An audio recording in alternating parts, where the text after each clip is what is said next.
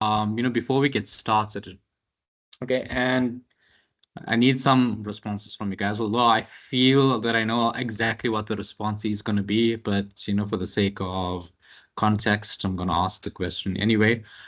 But how many of you guys over here have some kind of experience or knowledge when it comes to coding, or have done macros or VBA before, or have been exposed to it, or have even heard about it before this point, or maybe even used them before? So let's say, thumbs up if you have, and a shocked emoji look if you haven't. So just so that I can see exactly where you guys are at when it comes to this. So, okay, Amy has, Nicole has, okay, Akash hasn't, Nikia hasn't, Sahal hasn't, G hasn't, okay, Sophia has.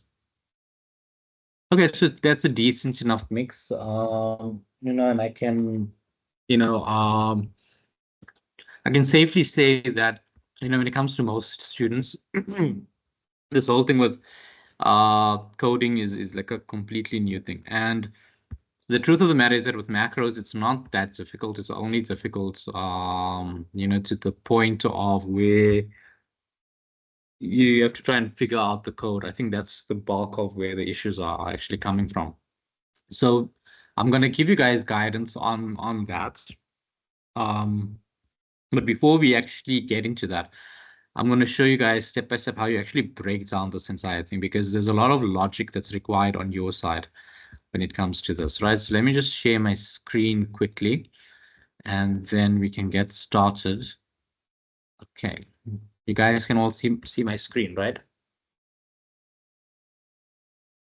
Yes. Thumbs up if you, okay, cool. Right. If at any point in time you guys can't hear me, or the screen cuts out or something like that, just let me know. But like, unmute yourself and let me know. I'm not looking at my phone or anything, so I'm not going to be seeing any of my WhatsApps. So yeah, just unmute yourself, then we can take it from there, right? So what I'm going to do is I'm going to go through the scenario. I'm going to read through the scenario, and then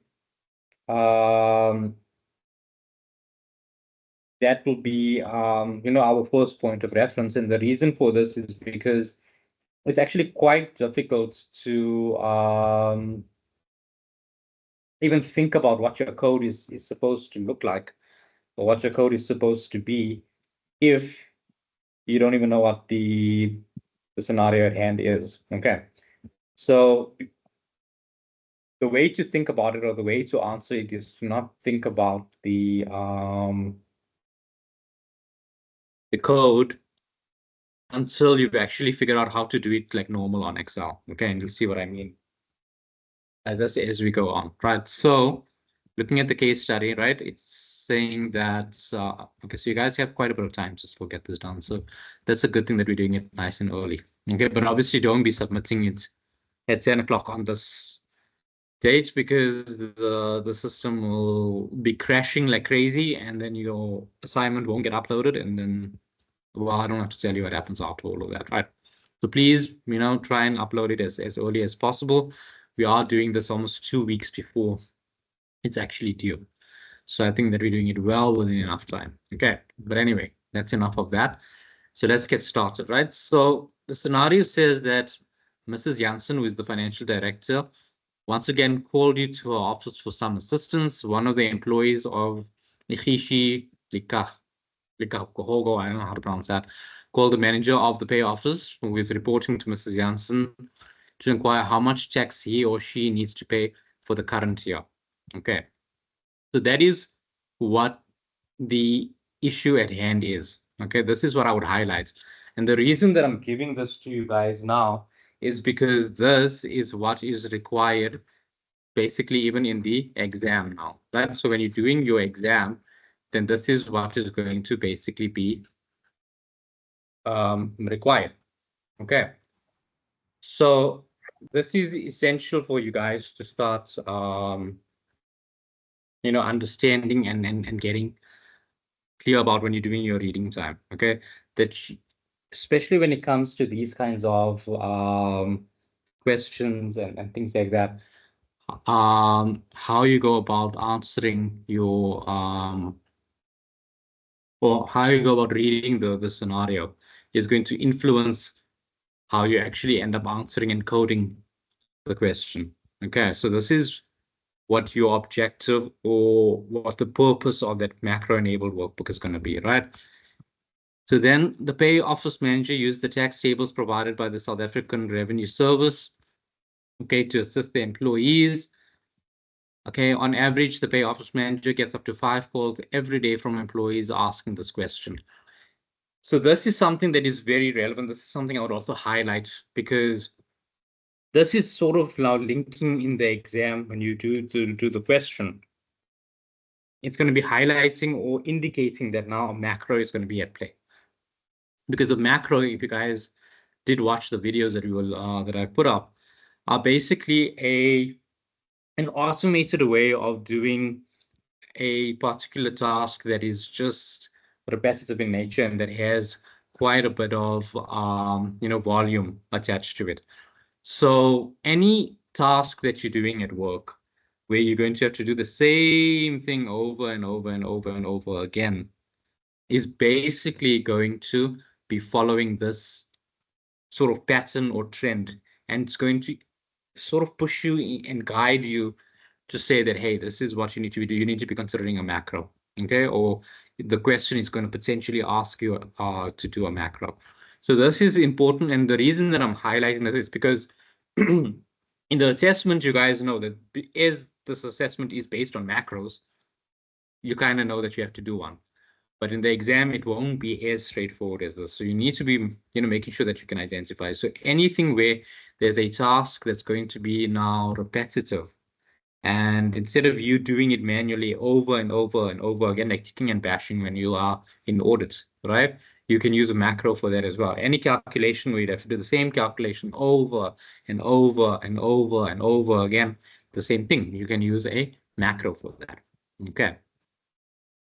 So then Mrs. Janssen provides you with the following spreadsheets as attached. And you will notice in column A, there are different tax brackets. So that's our Excel spreadsheet, which we'll take a look at just now.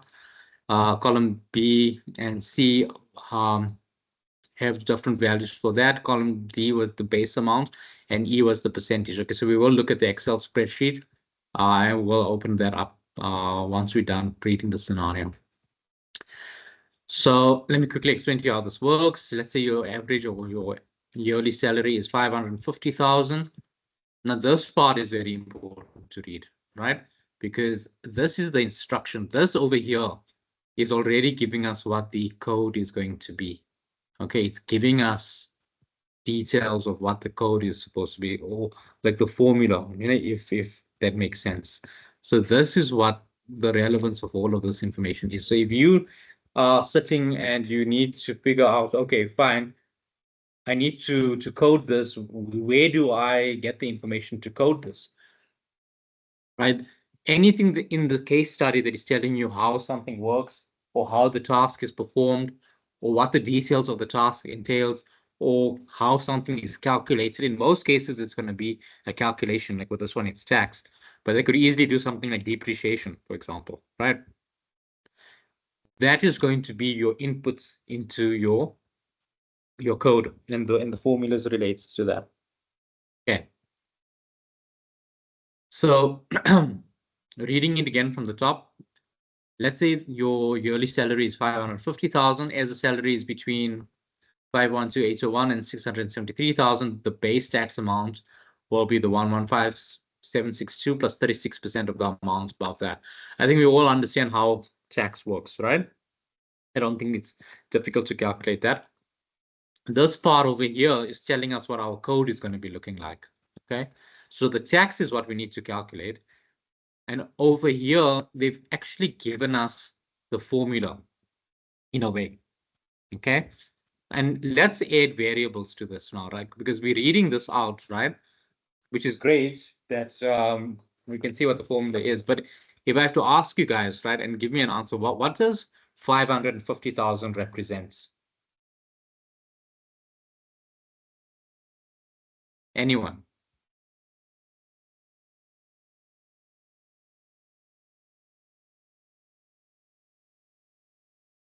What is my 550,000?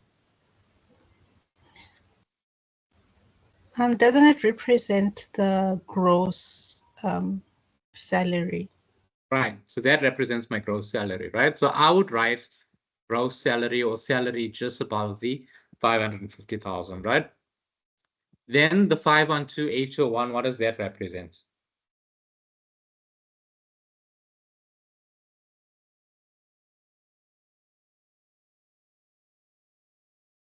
If you look at your Excel sheets, what is the 512,801?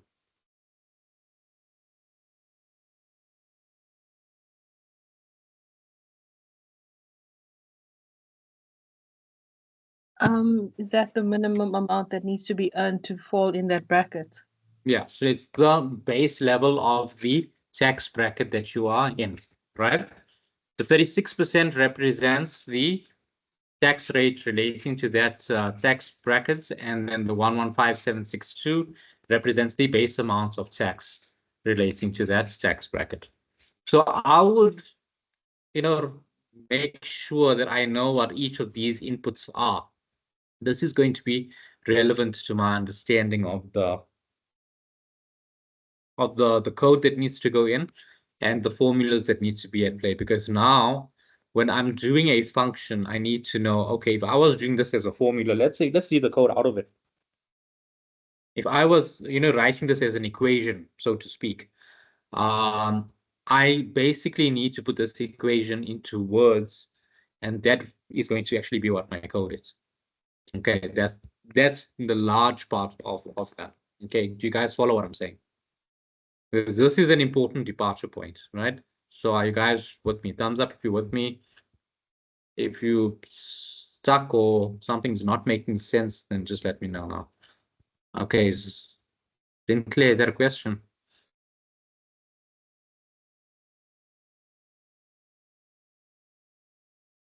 Sinclair, do you have a question or was it a thumbs up? No, okay. Okay, so no questions at this point, right? Okay, then let's continue. So the Income Tax Act allows each natural person to claim a tax rebate, which is wonderful, right? Everyone can claim a primary rebate of 17235 after the age of 65 years, right? So after the age of 65 years is indicating that there's a range now. You can claim an additional secondary rebate of 9444.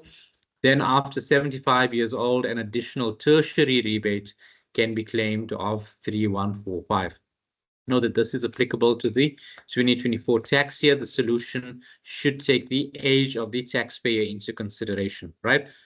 So what is this telling me? If they say that the solution should take the age of the taxpayer into consideration, right? What it's effectively saying is that the age of the taxpayer needs to be an input in my code. Okay, because that's how you're going to take it into consideration. I mean, if you just think about it logically now, right? How else are you going to take it into consideration if it's not an input? So that's what I would be like. So anything that they tell you that any particular variable or factor that needs to be taken into consideration, that is something that would then be an input in all likelihood, right, into your equation or into your code. Okay, guys, with me? Just check back on you guys. You guys are all with me, right? Okay, good.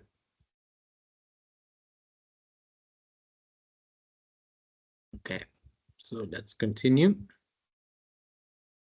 So for example, let's say you are 45 years old, you would then be able to claim a primary rebate against the above calculated tax. Therefore, the tax payable for you for the 2024 tax year is, right, if your salary is 550,000, the tax that's been calculated, less the primary rebate, because you only get a primary rebate because you are under the age of 65. Okay. Now, Mrs. Janssen asked you to create a button to request the employee's salary as well as the employee's age. Okay. So this is already telling us that this is an input, because what is being requested, right? So anything that's been requested is being requested by the user, and the user would need to input this. Okay, so I would then also, while I'm reading, look for whatever in all likelihood, even in the exam, you will get something that's going to be similar to this, where there will be some kind of input. So now here, in this case, it's going to be the salary, which is going to be an input, and the employee's age, that's going to be an input. Okay, and the calculated result should display via a message box. That's fine. Okay. So here's the required. Please download the attached Excel file called assignment 2. Perform all coding in this workbook. Well, that's pretty much goes without saying. When done, save the workbook as your student number, yada, yada, yada. Code the solution. Okay, so this part is very important to pay attention to. Okay. Code the solution to the problem is required in the email from Mrs. Janssen, or Miss Janssen rather, by making use of VBA, which is your Visual Basic for applications. Make sure your coding complies to coding best practices. Basically saying no malicious code and those kinds of things that are going on. I think you guys would have done or covered ethics in coding at some point in the module. So that's basically what that is revolving around. Because remember, coding, one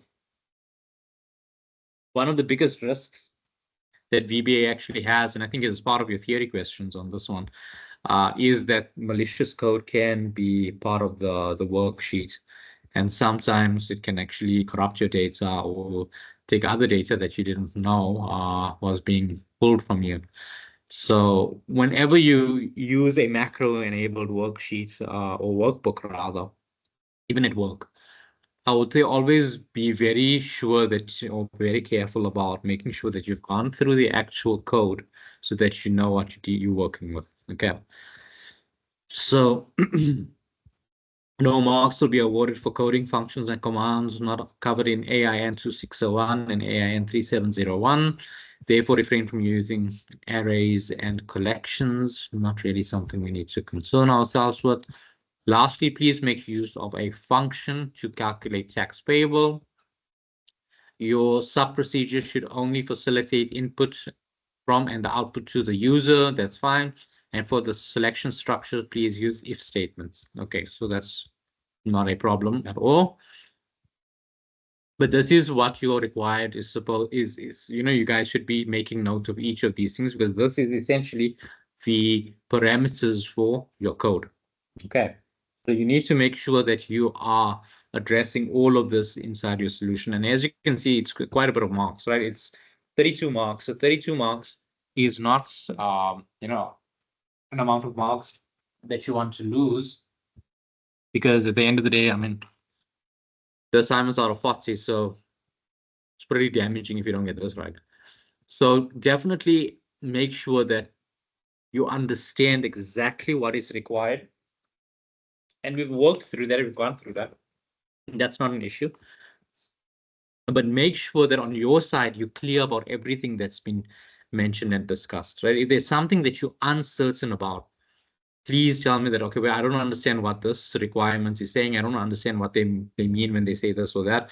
Because at the end of the day, if you don't understand what this is saying, you can't even begin to start formatting your code or even doing anything with your code, right? So this is your departure point.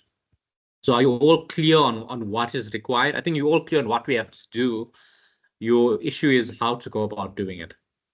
I think that's maybe an accurate statement to make, right? So, okay, so Amy is fine.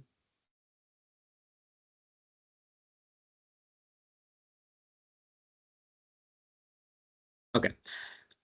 So your first thing that you need to do, right, is you need to download the Excel file. So I've done a bit of preparation here, as you can see. And the first thing that you need to do is, okay, so you would see that here I've got class assessment 2 completed. So I did actually do this myself as well earlier today before the lesson. And basically, you will notice that I've got two files over here, right? One is a normal Excel worksheet, and the other one is Microsoft Excel macro-enabled worksheet. Okay, So why do you guys think, what is the difference between the two? Why is it necessary for me to be saving it as something else? Any of you want to venture a guess on that? Sinclair? So that you may be able to run the coding or the macro. Because if you save it in Excel, then it won't run anything. That's basically it, right? So the moment you submit a file like this, you've got 0. Flat out. Okay. And I'd hate for that to happen, because here's the thing, right? Here's the truth, right? Let's open this file. Okay, so I've got the file open, I've got my button over there. Right, I created my button, but it's not even going to function. There's like nothing, it's like a dead button. You know, even if I go to my VBA, there's just nothing that's going to be there. It won't save the macro. There's just nothing. It's so you do all that work and it's not going to even be registered as far as Excel is concerned. When you actually go into your VBA, even if you put the code in, even if you click on save, the moment you close the file, it's going to go back to a blank, not blank document, but a blank module, basically.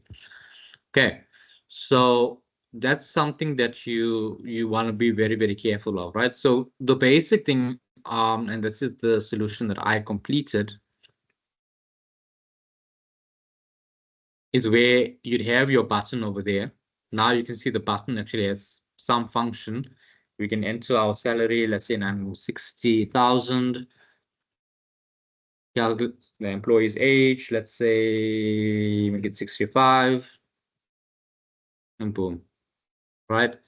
This is basically what we're trying to get to. Okay, so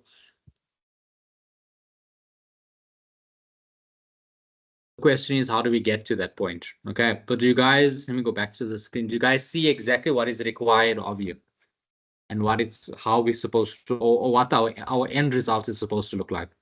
So does someone have a question, or was it thumbs up? Okay. So before I move on from this, right, conceptually in your mind, those of you who attempted the exercise or at least read through it, right? How many of you in your mind saw your solution looking like that? Even if you didn't know how to get to that point, but how many of you in your mind saw that, okay, this is what my final solution needs to look like? Thumbs up if you did, you know, envisage it looking like that, and a shocked reaction if you didn't. Okay, so all of you did. I hope that's true.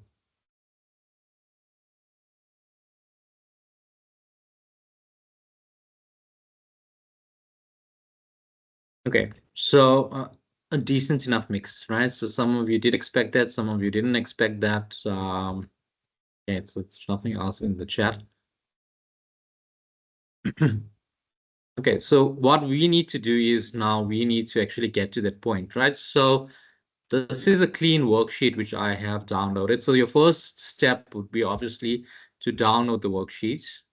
Right, let me just do that. And we've got that and there, right? So now we've got this worksheet fresh, right, from your MyUnisa or wherever. Now, the first thing that I would do before anything else, right, is to say file, save as, and then we can just save it as, I think it was supposed to be with your student number. So, you know, I'll just say class 2 and student number 1, 2, 3, 4, 5, 6, 7, 8, 9.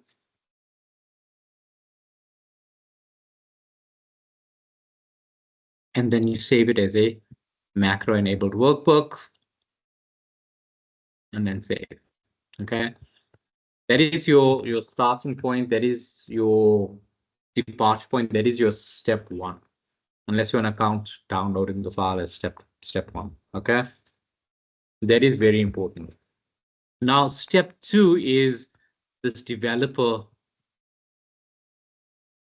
menu should be on the ribbon. Okay. So the developer tab rather needs to be on the server. But now, from all of you guys over here, right? Who does not have that on the Excel? All of you have it. Thumbs up if you all have it.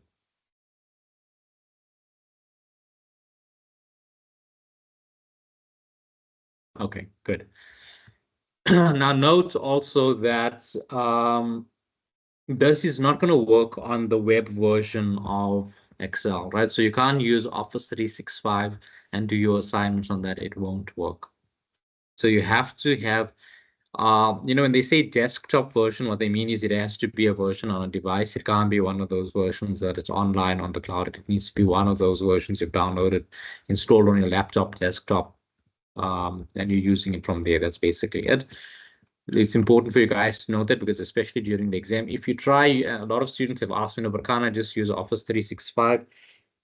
You can't. If you tried it, you'd know that you can't. So, I'm just making that clear from now. If you're going to be trying to use Office 365, you're not going to get anywhere with this, right? But anyway, right. So let's go back to our sheet, right? Now, on our developer tab, you'll see we've got our Visual Basic, we've got macros. Now, we can do this process and record a macro and just do it that way, but that's not what the solution wants us to do. Okay, and we don't really have any data for that, right? If we had like the salary is given to us, what the age is already, everything given to us, then we could literally record the macro and just run everything as a function. Then it wouldn't be a problem. But when you're going to record a macro, it's very difficult to determine your macro in that way, or to get the code in that way, if you have to put inputs in. So I know in your material there were instances of where you could either manually type in the code or record the macro. And some students ask me, okay, but how do I know which is which? Why can't I just record the macro and run with it? The thing is that if you have inputs that you need to put in, right, which is what an input is anyway, recording a macro doesn't really work, because you are only going to have the automated process that's recorded and that will run. But then the input part from you doesn't get recorded, because that input will change all the time. So it doesn't take that into consideration. So the moment you see a question telling you that there have to be some kind of inputs, automatically recording a macro pretty much gets eliminated as an option. Okay. So that's just something just to be clear about, so that you guys understand that, right? So now we're on the developer tab. I like using shortcut keys, right? So you can either click on the Visual Basic, but I don't like doing that. But there is a shortcut that you can use, and that's Alt plus F11. Okay, so that's what I typically resort to, and it's just easier to toggle between your keys like that, right? So you can have Alt F11 and you're on your Visual Basic, Alt F11, you're back to Excel. So, if you're bored, you can entertain yourself with that, right? So this is now our Visual Basic page, and this is where we will be entering our code. So to start entering the code, we need to say insert module. Okay, and this is where our code is going to run. Now from here, we can still toggle back and forth Excel and here while we enter our code, right? That's not the issue, but it's good to know how to do it. That's why I don't like going and using manual, or rather, clicking around too much. The shortcut keys work a lot better. It's a lot easier to navigate. So rather just Alt 11 back and forth when you're doing your code. It's just easier to flip between the two. Okay. So that's just a bit of advice if you guys haven't been doing it that way, right? So now what we need to do is we need to define a function to calculate the tax payable, because remember I said, what is our objective, right? So if we went back to our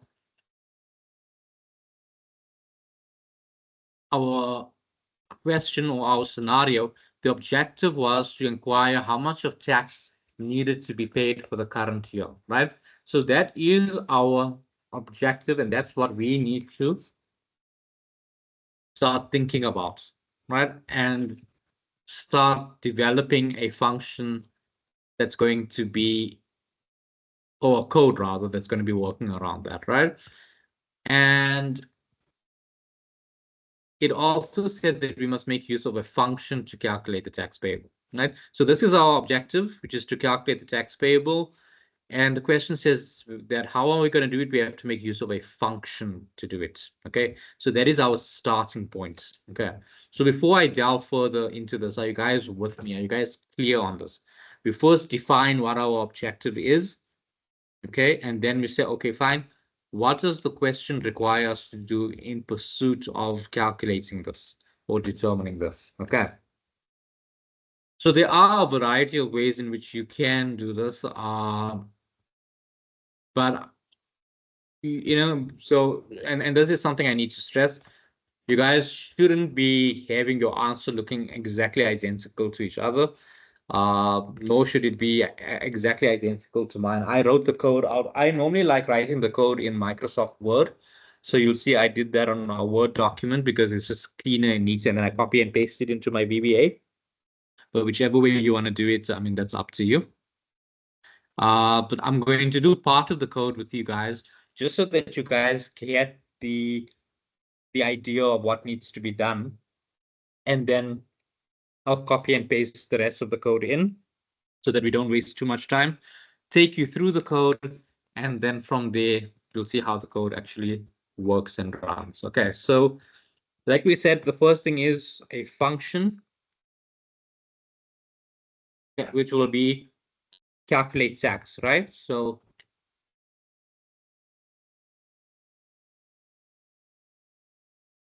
because that is what the point of it was. And then what were my inputs? The salary.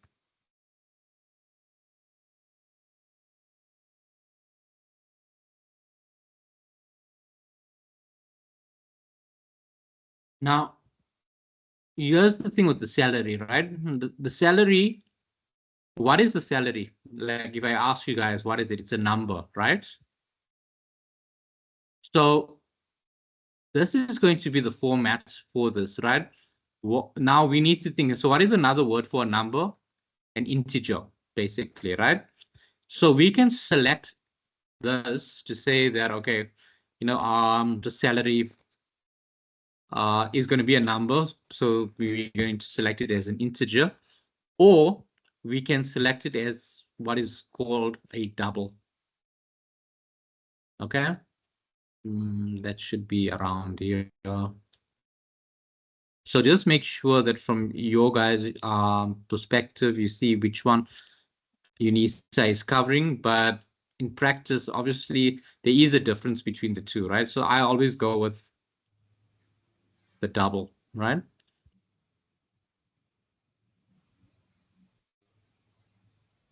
And don't worry if it does it because you're still busy with the code, so it's not a problem. How many of you know the difference between entering this as a double and entering it as an integer? Okay, I can see questions already, right?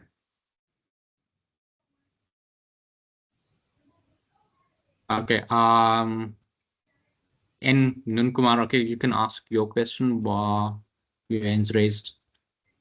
Hi. I just want to know when you went salary as and you showed us how to add whether it's an integer or number, what function did you use to find your drop down?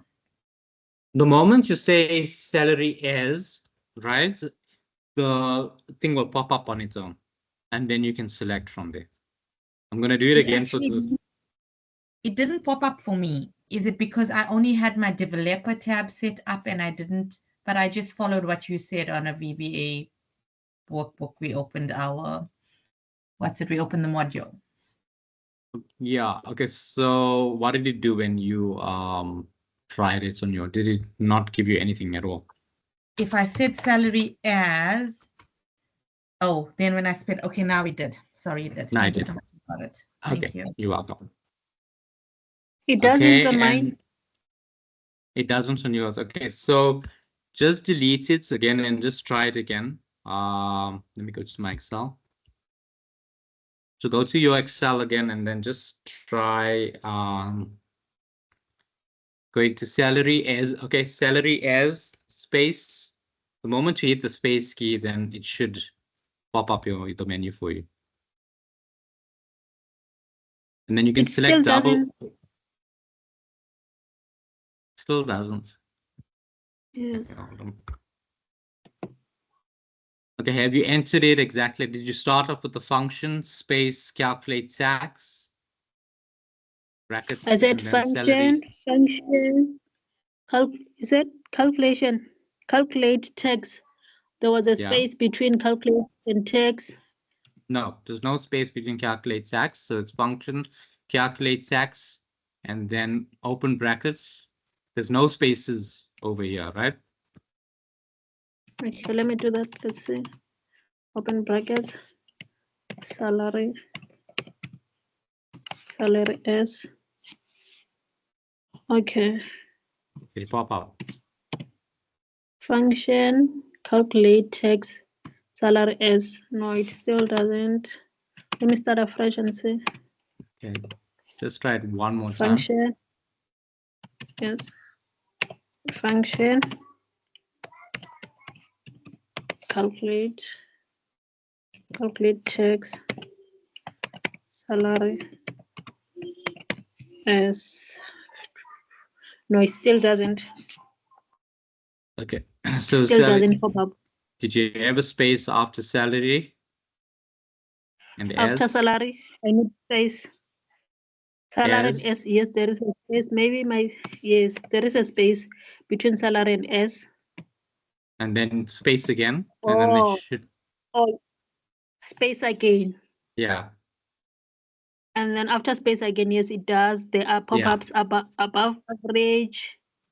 Yeah, so then just go to drop down to where it says double. So you just go down until you get to where it says double.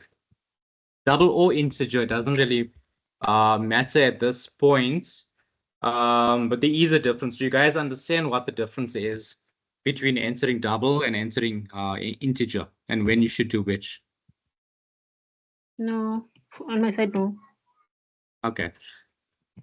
So you put in double when you have an absolute value, right? I mean, like you have an integer when you have an absolute value, right?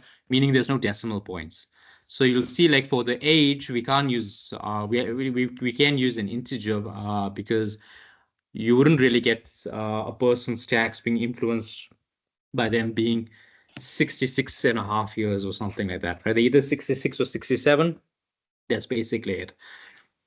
But with your salaries, you can use that as an integer as well. But if you use it as an integer, then you can't add decimal points. That's the only real difference. Okay. So if you use an integer instead of double, then you can't add any decimal points in your salary. So your input can never have any decimal points. So, but if you have inputs that do have decimal points, which is typically the case for salary, it might be that, then you'd use double. But it doesn't really matter. I'm not sure which function you need. So I've taught you guys. The integer one is still the simpler one. So it's either or. It really doesn't matter whether you use double or whether you use integer. It's not really going to make a vast difference anyway. Okay. Are you guys fine with that? Okay, do I then now double click on the double? Yeah, you can double click on it, or you can press enter, and then you'll get like an arrow kind of thing popping up, but then just say okay and continue, because it's, because the formula is not complete, so that's why it's sort of like, giving you that arrow thing. Someone else has a question.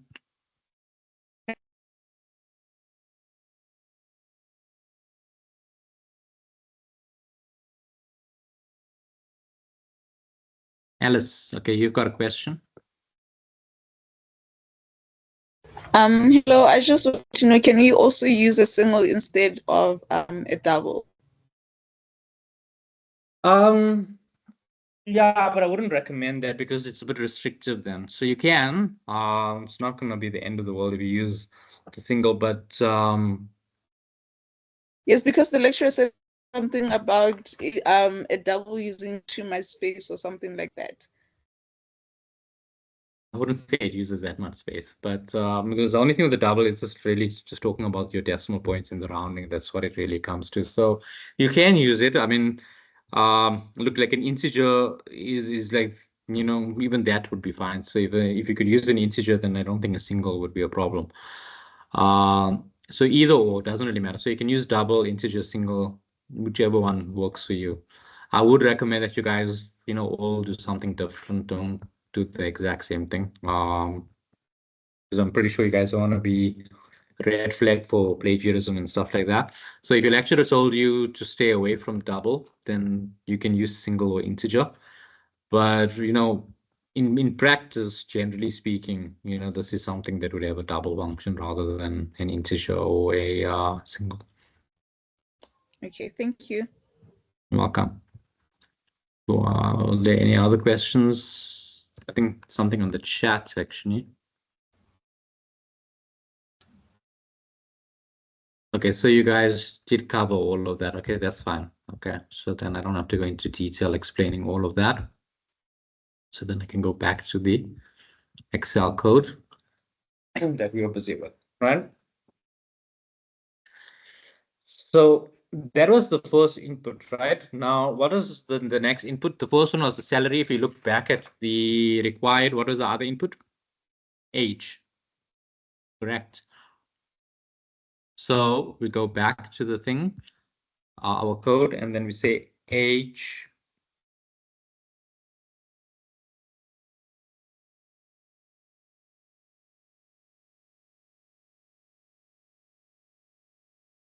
Now your age would be an integer because obviously, you're not going to enter a person's age as being 66 and a half or 70 and a half or that kind of thing, right? So let's go down to integer quickly. There we go. Then you can just say enter. Okay. It's going to give you that thing to say, okay, move on, right? That's just Excel getting excited for itself. So that is basically the two inputs that we need. We can close brackets, okay? The main thing that we can read, so it's telling us to calculate the tax, and these are our input salary and age, and my salary is going to be inputted in as a double. So it needs to read it as that, meaning it needs to read it as something having decimal places and age as an integer. And then my answer, I would say I want as a double.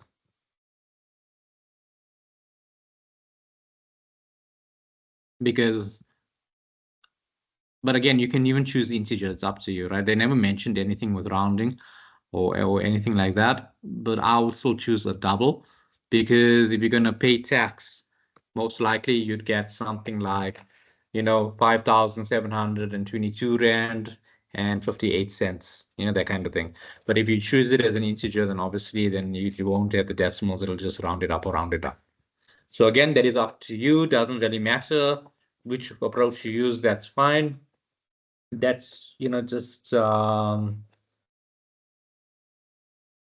I'd say something that, because the required also didn't really go into detail in terms of that. So, I'd say that they have given you guys some flexibility with that. But if in the exam they don't do that and they, start being a bit more specific, then I think then you would need to, make sure that you use the correct functions, right? So already for all of these things, you're scoring marks, right? So you want to just make sure that you've, gotten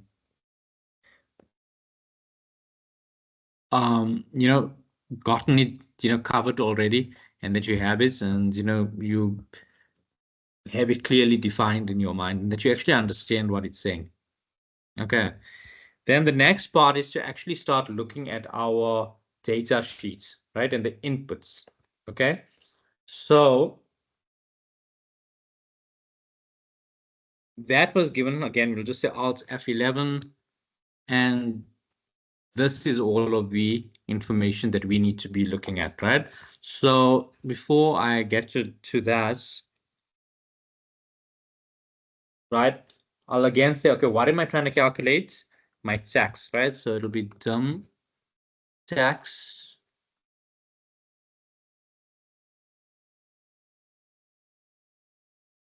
as a double as well, right? Because I want my tax to have sense. Otherwise, you can have it as an integer as well. It doesn't really matter.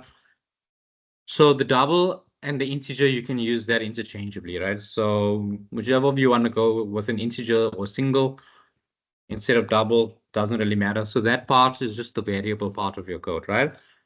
But now we get to the meat and bones of it, right? So now, again, now let's think about it and let's forget about the code for a while, right? Let's go to our table over here.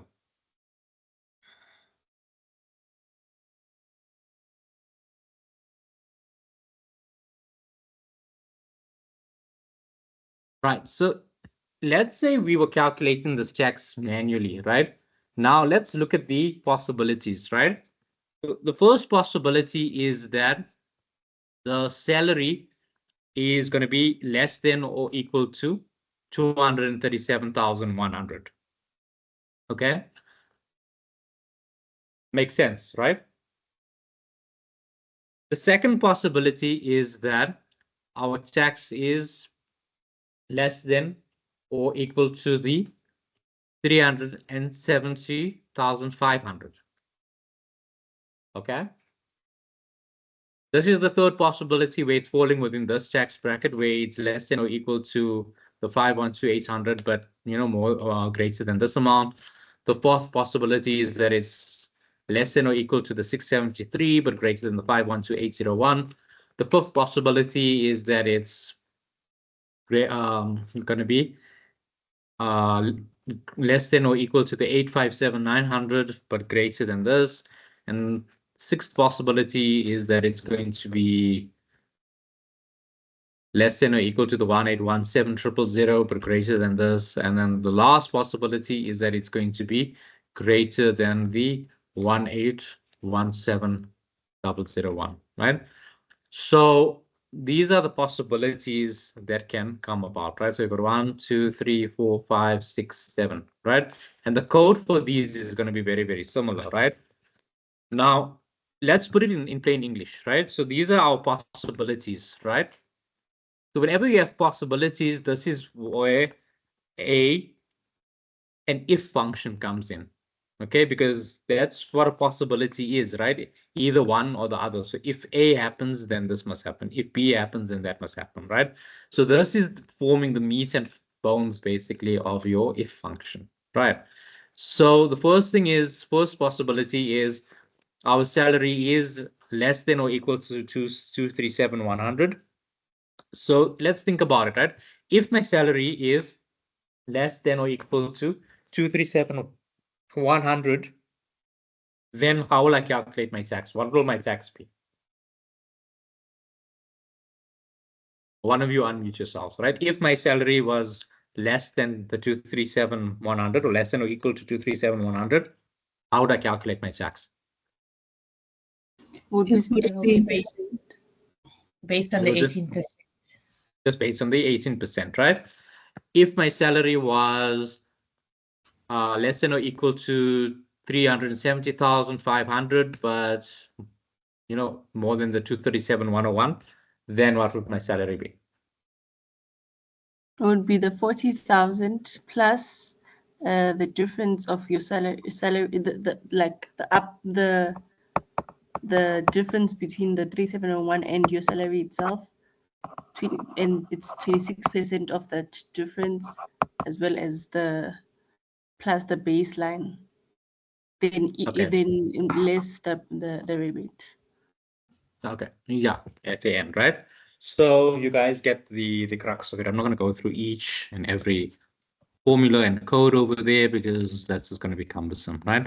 So let's go back to our coding sheet, which is Alt F11, right? So now in the way that we've just said it, that's what we can do. So we can say if salary, what you say was less than or equal to, right? Less than or equal to the 237,100.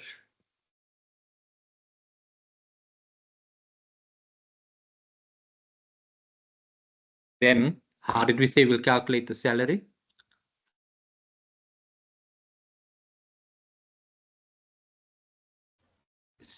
Salary times. Then we said the tax will be equal to, what is the formula for that? The salary times times the tax rate. zero, rate, 0.8. 1.8. Yeah, 0.18, sorry, right? So that is our arguments, basically, right? Now, it's very important when you are entering this, right? To take note of a few things, right? Number one, this has to be a decimal point. I mean, like a full stop, right? It can't be a comma. It has to be a decimal point, because if I do this, then that's going to happen.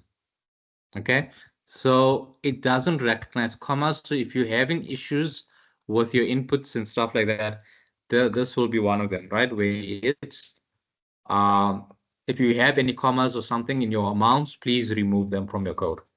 Okay, because it's not going to read in the VBA, right? The second thing is that this has to be expressed as a decimal. If you had to put it as 18%, which is effectively saying the same thing, but in coded words, it's not. You're going to have this. Do you see how this just ends up falling away? Right? You're going to end up having that issue. You can then go again manually and just put it in and, you know, move on with your code like that. But again, that's not advisable. That's not, you know, because remember, if you're in an exam and you're doing this, so even in real life and you're doing this, you know, a small thing like that can make such a big difference into your code, right? So just stay away from the special characters as much as possible. Okay. So that is our first function, right? So if the salary is less than or equal to the 237,100, then the tax is going to be the salary that we have times the 18%, right? But which is expressed as 0.18. Okay. So at this point, are you guys with me? I see your hand, okay? Yes, question.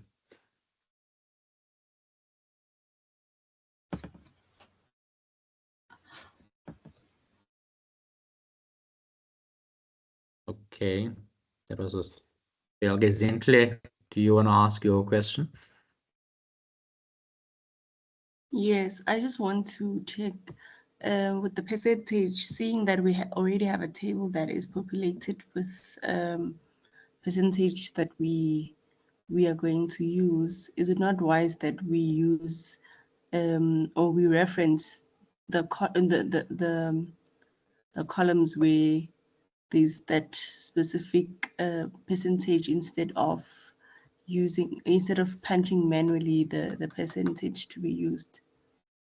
You can. That's not an issue. Just make sure that your formatting is fine for that cell. So that's why I prefer entering it manually, because sometimes with Excel, let's say if you decide you're going to reference to the cell, okay, and you're going to reference to this one, but if there's a formatting issue over here, your code can go off. It won't read it. So it might not read it as a percentage, it might not read it as a number, it might read it as text, that kind of thing, which is often the issue with Excel. So it's not that you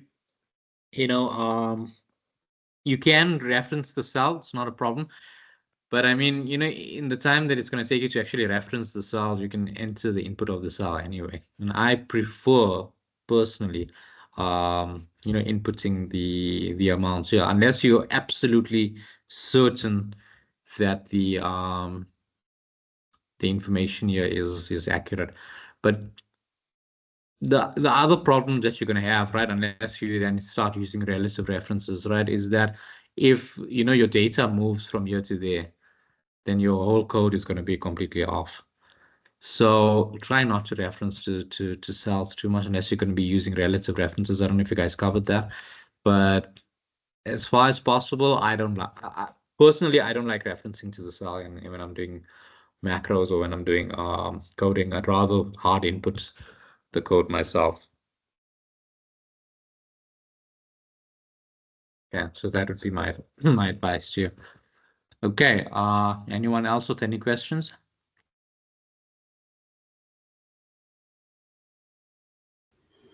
Yes, I wanted to ask, what's the difference between, why is it that they say we must use the function procedure? Like, can you use it what's the difference between the sub procedure and the function procedure? The difference between the. Sorry, can you repeat your question? What is the difference between the sub procedure and the function procedure? Okay, so your sub procedure is basically branching off, or it's an extension of your main function. That's basically what so it's like a second part of the equation to something. That's what your sub function is. So you can't really have a sub function without having a function. So your function would give you a particular amount, and then if there's another arithmetic calculation that needs to take place, that is where your sub function comes in. So let's say you have like a two-step calculation, right? Your main calculation would be your function, and then your sub function would be your second step to the calculation. Okay, and then if you add a third step, then you'd have another sub function to that. If you had a fourth step, you'd add another, so that's the thing. So because this is a two-step function or a two-step calculation, which is calculate the tax, calculate the rebates, and then that'll give you your final tax. The amount of calculations are two. Number one is to calculate the tax. That's our first input. Number two is to calculate the rebate, which is then the sub. So you always have number one. The first calculation is always your function, and then everything after that is your sub function. Okay, thank you. Welcome. Okay, you guys are all on the same page with me so far.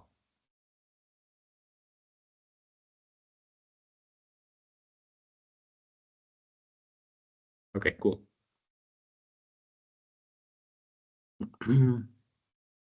So now we'll go to the second part of the code, which is now to say, okay, what is the second type of scenario that can get? So if the salary is, okay, this was the first possibility. Our salary is less than or equal to the 237,500, right? Then this is how it's going to be calculated. Then we look at every other possibility. So then we'll say, okay, else.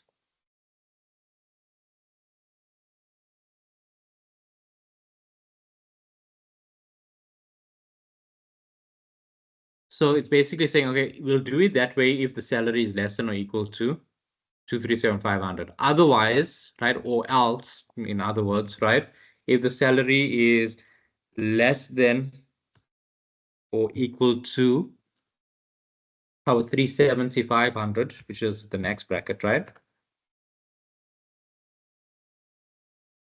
Then how would we calculate our tax? Our tax would be equal to, again, we would say it's going to be the base amount. What was our base amount? If I just go back, Alt F11, the 440,680. The 40.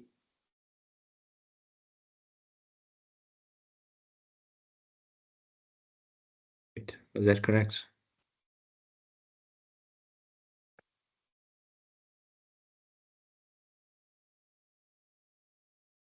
Okay, so it's the 40680.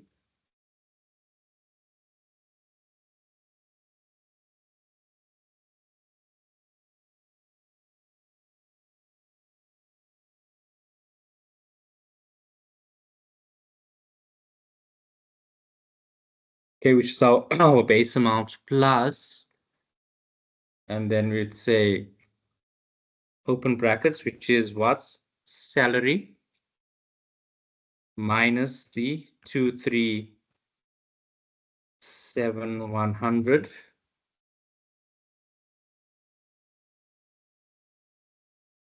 times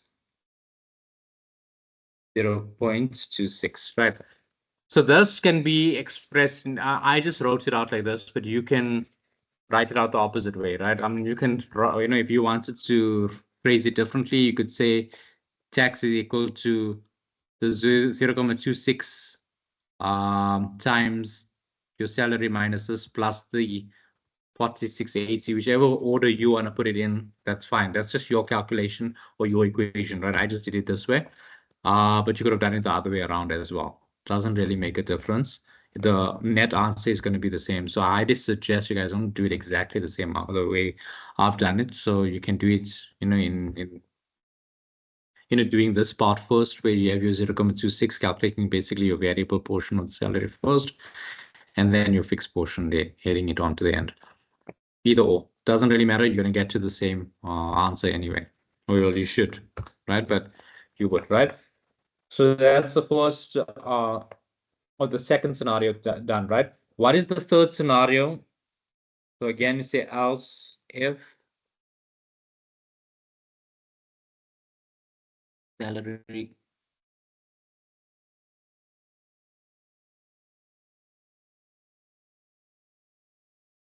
is again less than or equal to, what was my next brackets? Alt F11, 512 800.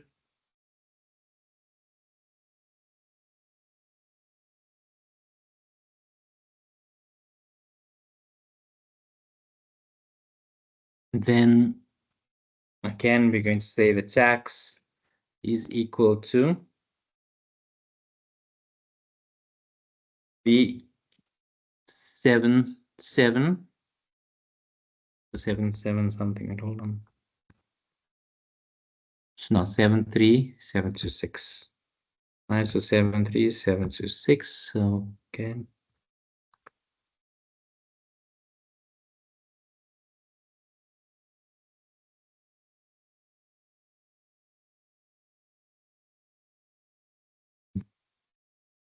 Plus, we can salary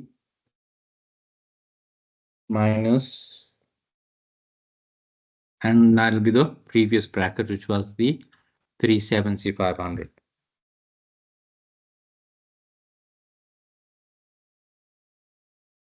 Times, what was my percentage? 31%, 0.31. And then we move on to the next function. Do you guys get, I'm not going to go through every single one of them because I want to get to the sub function and all the other ones also.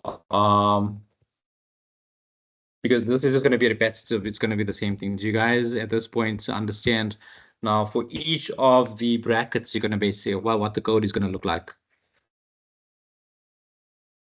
Else if is basically just the alternative that you are using. So you think, else if is saying, okay, the other scenario.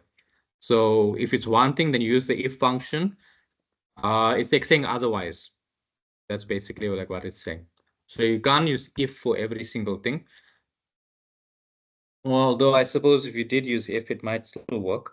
So you guys can try that, but else if base is more the formula because that's giving you the alternative. Else already implies the alternative. Okay, so that is how you would be. So did that answer your question? If you use an if function, you should still come to the same thing. Remember, I'm looking at it from practical purposes as well. So if UNISA haven't done else if, then stick with the if. Okay. So you guys, okay, I have a question. Yeah. Hi, why is it when we put then we get a error? It means that it could end. It pops up with an error message on my side whenever I type in then. What does the error message tell you? It says that error, compile error, expected end of statement. It's just a warning. Okay, so that means you made a formatting issue. Did you put a comma here somewhere? No comma. There's no comma, it's just a space. Exactly, typed exactly as yours. Okay. It's reading something that it shouldn't. Even in the decimals, even in the spacing is exactly like mine. No changes at all. Because normally that comes up if you've put a comma or you've forgotten a bracket, like here, and that would. I think typically, because of the less than and the equal to. There's no space between your less than and your equal to sign, is there? No. So just see if that fixes it. Okay, all right, yeah, I'll just play around with it and I'll work on it. Thank you. Okay, okay, that's fine. Because normally it's just a formatting thing there. So something, did you hard input all of the stuff or did you pull anything from the sheet? No, I didn't pull anything through. I did it exactly like you showed us to. Okay. But I think the AIN tutors expect us to actually pull through, use the cell references as per the facet classes. Okay. Yeah, look, if that's what they require, then I mean, then do it that way. You know, I'm doing it the way that, you know, still, you know, prefer, but obviously you guys will know what to substitute, right? So instead of manually inputting this, you'll just have a cell reference over there and you know, with these ones. So all of these manual inputs would just be cell references. But I'll be honest with you, I can't understand why they'd want you to use a cell reference, because again, I can literally take your worksheets and just, you know, add a column there and screw everything up if you haven't used that at the beginning of your thing, and then the whole thing looks off. So, but anyway, if they want you to do it that way, one thing I'll tell you guys, and this is even, you know, from my time as a student at UNISA, if UNISA tell you to do it a certain way, just yeah, make your peace with it and do it that way. So if that's what the tutors have shown you, and if that's the way that they want you to do it, I think maybe because it looks a bit cleaner that way, yeah, then go ahead and by all means stick to that. But at this point, I think that you guys get the gist of what the code is looking like. I'm not going to go through each one because we're going to definitely run short on time then. But I think you guys get the gist of it, right? I think you guys are bright enough to follow, right? So you do the same thing, right until the end. Okay. So for each text bracket or for each bracket that we have, I do have the completed codes, and then I did copy and paste it in a thing. So when I'm done with this, then what I'll do is I'll copy and paste it from my sheet into here, and then we'll go through it. We'll go through the completed worksheet that I did, and show you guys what it looks like, right? And then just run you through it. Okay, so then it'll make, then you sort of get the full picture, right? But let me move on from here.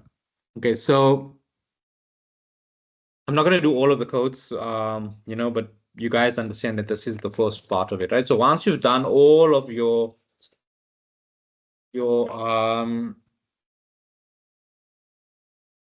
text brackets that you've needed to do, right? You'd have your end function over there. And then what was the next part that we needed to calculate? We needed to take into consideration our rebates, right? So you can, you know, put a note or a comment or something like this. So you can just say rebates calculated based on age, you know, something like that. You guys know that when it's green, it means it's just a comment or something, right? Thumbs up. Okay, Zinhle, you got a question? I just wanted to check, because when I did it initially, I started with the part of the message box where I used now. I didn't use the function. I actually used the sub. Yes. So I wanted to check, does it have any impact if you use the function, if you deal with the function first, or you do the sub then the function? What is the impact or the effect in that instance? Well, it's not very logical to do it in that order, but you can. It's not necessarily look for a simple calculation, you won't have an issue, right? But if it's a complex calculation, you might have a problem because sometimes it would need to draw from a figure that was maybe calculated inside our in you know, the function. Now here, because of your message box will have the input, so you'll input that anyway, so then it'll work out. But so it's fine. But let's say there was a particular amount that your sub function was relying on that would have to come from your function, you know, first from whatever calculation your function was performing. Then obviously you would have an error because now it's a sub function to what, it's looking for an amount. So it's just going to put an amount of 0 in, or it's going to give you an error because it's got nothing else that's coming through. It's got nothing that's filtering through. Otherwise you'd have to manually input something. So in this case, it's going to work out because we are going to manually input the salary and the what they call it, the ages. So, but it's like, it's going to work out by coincidence, basically, so that's the thing. So yeah, Queen, what is highlighted in red? The same thing that was being mentioned. Yeah, that's probably just the formatting thing. Okay, but just pay attention to what I've been doing. See, maybe your error might just pop up, or you might just see exactly where you went wrong. You can use the debugging feature also on Excel just to see where it'll tell you where your formatting errors are. So that's something also when you're done with the whole code, then just debug it and you should be fine. So that's the thing, Excel will actually correct it for you the moment you've actually made a mistake. Okay, but let me continue from here because I want to get through the coding part. Even if I don't touch too much of the theory, I think the theory part is easy, but the coding part, right? So now when we're looking at our rebates, right? So we got our primary rebate, secondary rebate, tertiary rebate, right? So again, we can say calculation term.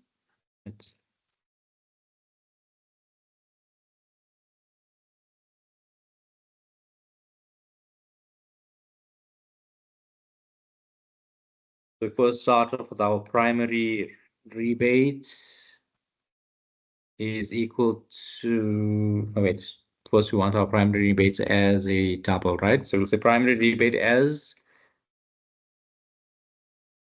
so either as a double or as an integer, doesn't really matter, or even as a single, that is up to you. So we can even say as integer because your rebate wouldn't really have sense. Okay, so you can put integer. I'm just putting integer now, right? In my normal calculation, I put everything in as a double. But if you use it as an integer, that's not a problem, right? Primary, secondary rebate.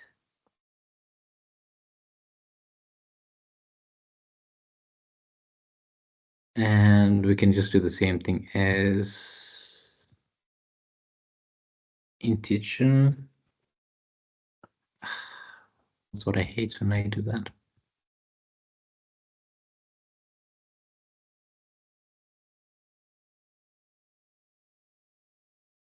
Yeah, I read what I typed, I know.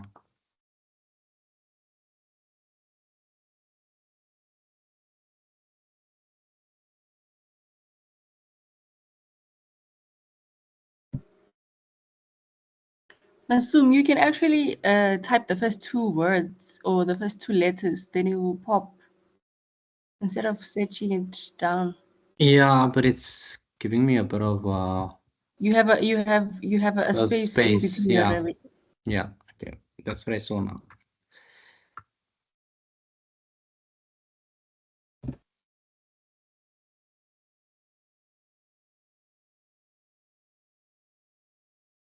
And then the third one, which would be our tertiary rebates, right? Tertiary.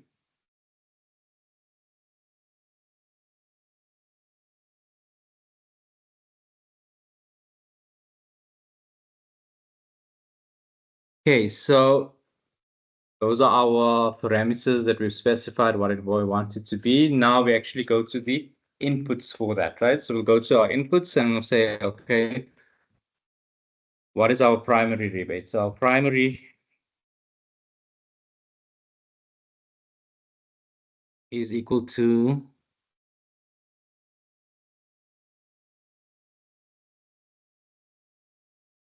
okay, I'm just going to manually input it as the 17235, but you guys can use your cell reference for that. So I'm just going to say 17235.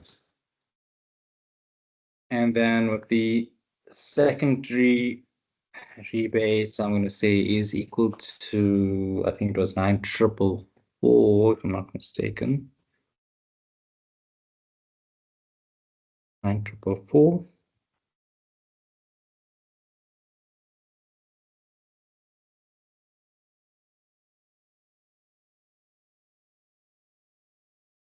And then our tertiary rebate is equal to 3145.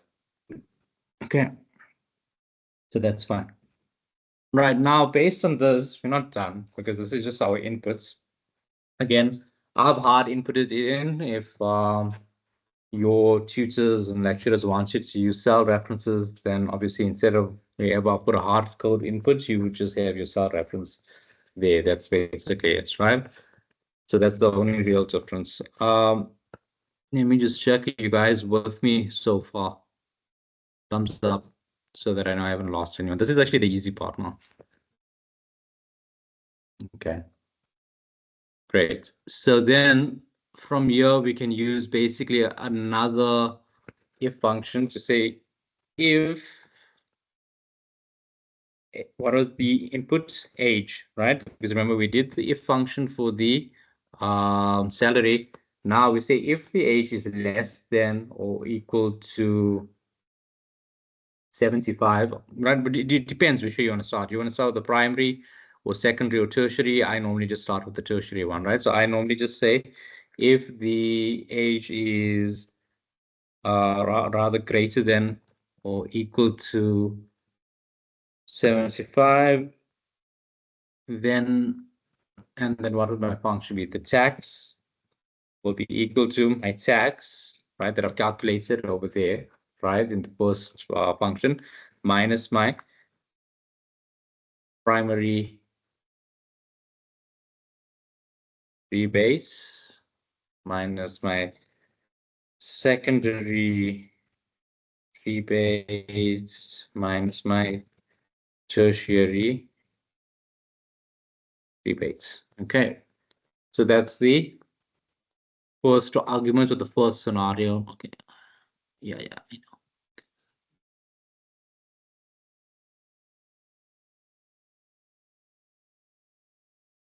And then I'll do the same else if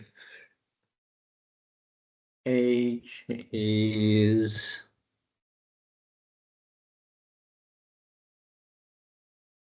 greater than or equal to, I think it was 65, right?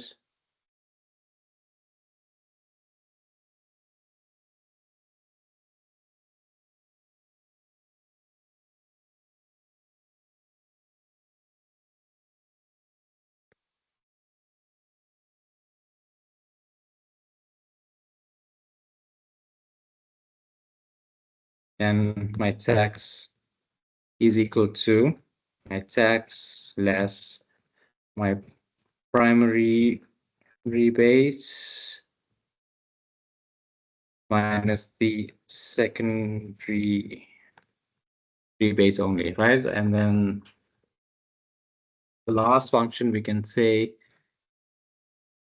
is else, right? So in all other cases, that's basically what it means is that if the first two don't apply, then my tax is equal to my tax minus the primary rebates, right? The order in which you do it isn't really important. The main thing is that the formula is done and that you know, your inputs are in sequence, right? So you know, that is more the crux of the matter over there.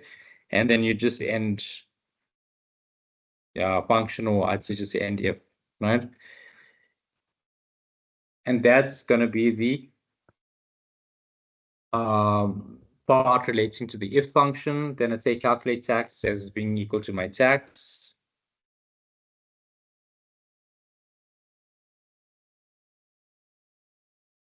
And then I'd say and function, right? So that would be it for me in terms of the first function, right? that is there for the purposes of calculating the tax and the with the rebates and everything put together, right? So that is how I would be looking at that. Right now, I think that was pretty straight. Well, not maybe straightforward. I think we had to obviously do some work on it. But you guys follow what just happened there?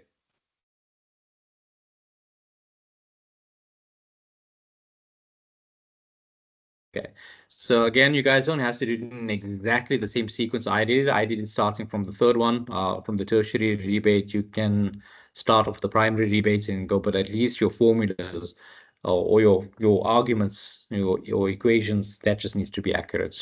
Okay, so that's your main thing. Okay, so just ensuring that that is fine. And that you've obviously, like I said, in terms of UNISA, I think they want you to use cell references. So then you just use a cell reference instead of the way I typed it out in full. Okay. Right. So I don't think there's any questions. Doesn't look like it. Okay. So then I can move on from here, right? Now we're looking at the sub procedure, right? Or your sub function, right? So now let me go back to my Excel sheets, right? So with my sub function, I can just say insert procedure, and then I can say sub function, and I can just, say, I'll give it a name, employee tax calculated, something like that. Obviously, there can't be any spaces or anything like that. And then we start off with the code, right? So I just normally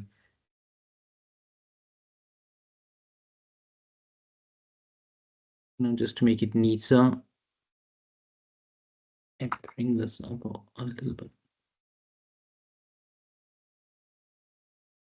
Okay, and you don't really have to keep the part that says public sub. You can also just delete it and just say sub. So doesn't really matter too much whether you keep this or not for your purposes. The question doesn't really say anything because it's not protected or private information or private. So that's fine, right? Then what are the inputs, right? For the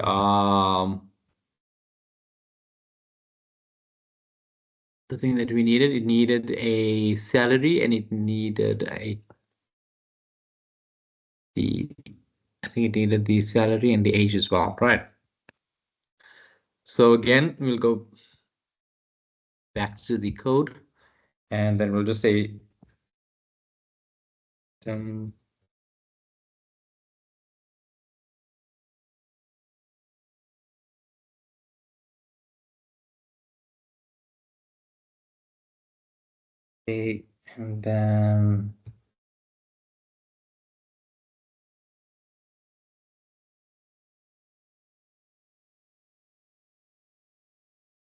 then the last what would be the outputs produced by the box would be the tax payable, right? So I'd say tax payable is, and this one I would say double because obviously this can have decimal points and stuff, right? So, but again, just see what the your lecturers require from you. Although I wouldn't say tax should be rounded up or down, although it's not going to be a material difference, right? So that's what that would look like over there. And then I would say for our message box, basically, we are looking what is our inputs, okay? So I like just having some sort of a reference point. So I'd say not generate, but I'd say inputs by user for salary and the age, right? Please don't copy this exactly as the way I put it. Please, think of your own descriptions. Anything in green should have your own description, please. Okay, and then your salary be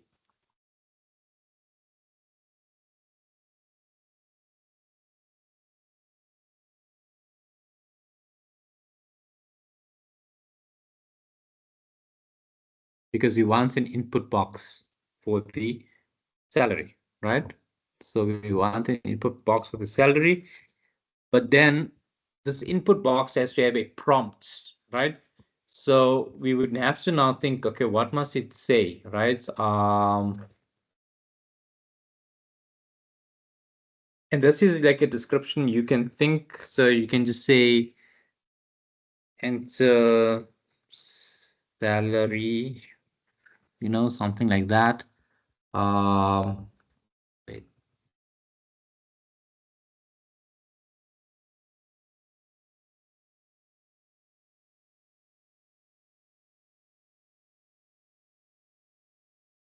Let me think of a longer description. I'd say enter the employee annual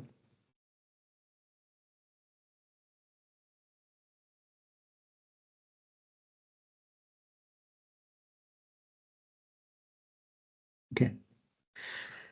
So I went with a bit of a lengthy description because that's how I'd want the box to I'd want it looking like to me if it was going to request an input from me. But I mean, obviously, you don't have to do it as detailed as what I did. You know what you want the message to look like.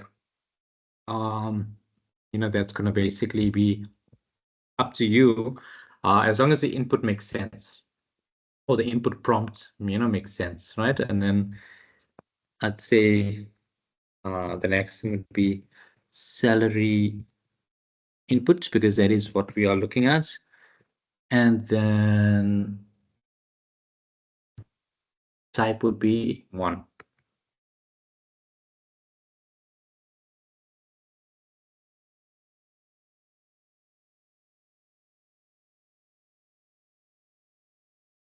So where did we go wrong? I think I made a mistake on that.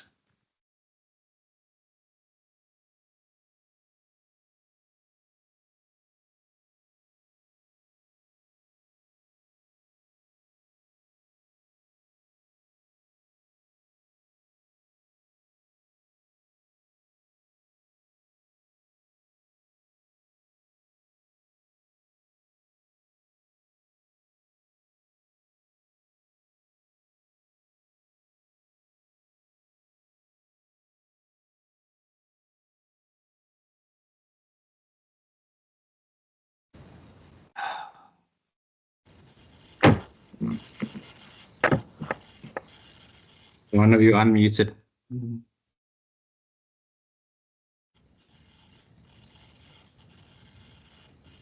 Just seeing where that went wrong. Enter employees' salary, a yearly annual salary, that's fine. So that's there, that's okay.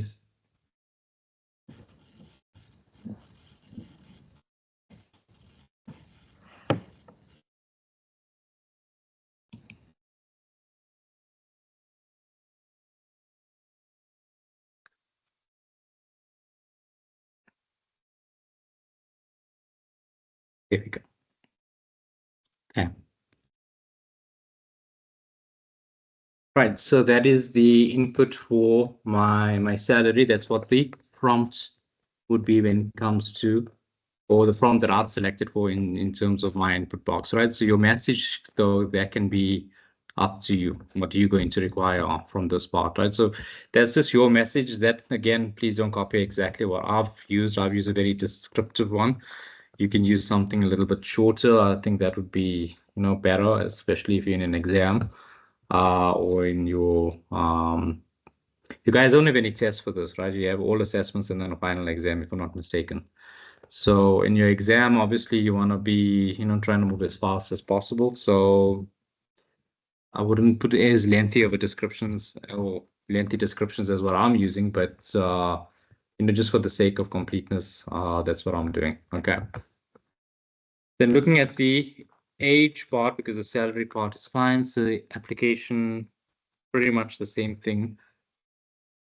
The input box. Right. And then again, it's going to be the same thing, saying enter the age. Well, let me just say the employees age. Okay, that's what I'd want to ask. Okay, and then say age inputs.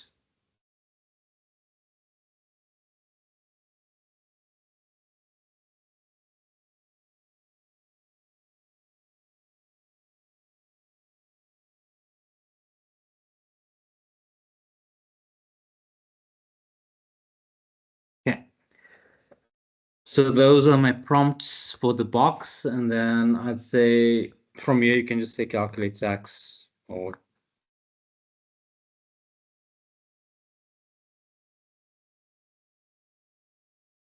and this will be your tax payable being equal to, well, calculate tax function, which we had previously, with our inputs being our salary and the age. Okay, so that's simple. And then looking at the message box function. So I normally just do that last, but again, if you want to do it before this, you can. Your order, in this, but I'd still try and look, whichever way it does work for you and makes logical sense for you to do it is fine. But because I don't think at this point you're not dealing with such a complex code where if you start with the message box function first, it's going to give you a vast difference or problem. I don't think that would be the case, right? So I'd just say again, display of the results.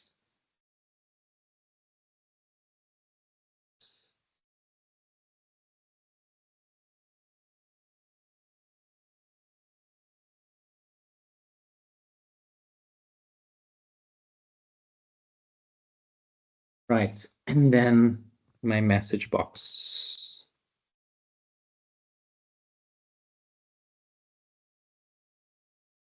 Right, and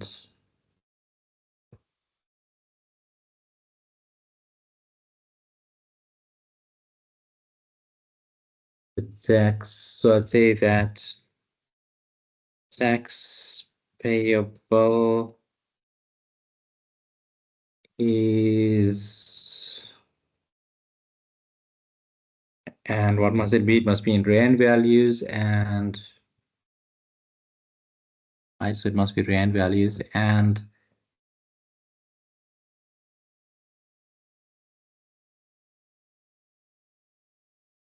I don't know if you guys see the format function, right? But this is just to when you're deciding which way you want it to be displayed, right? So I'm gonna just say that in the manner that I'm looking at. So looking at your tax payable.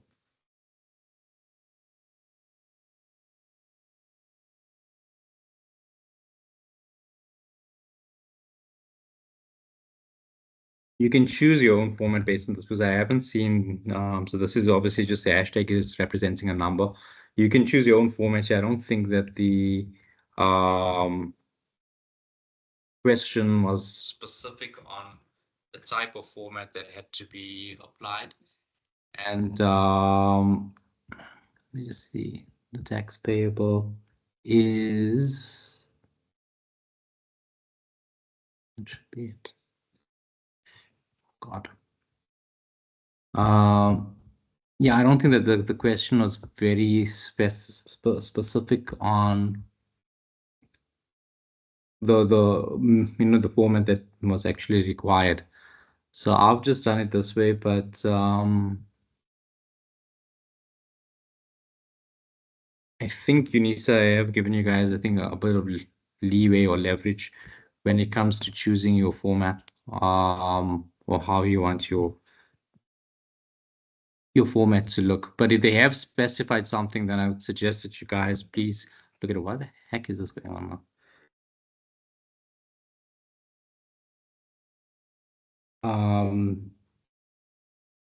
So yeah, like I said, if UNISA are specific on something in terms of formats, and they do tell you to present your answer in a certain format, then I would suggest that you go that way, and that you actually apply what they've requested on their side, because that's how ultimately it's just going to end up being marked by them. Okay, let me just try this. I don't know why the code is giving me this hell. There we go. Okay.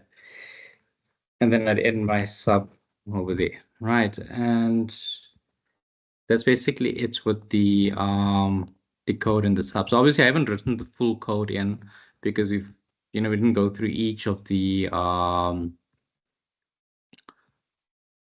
salary bands and that kind of thing.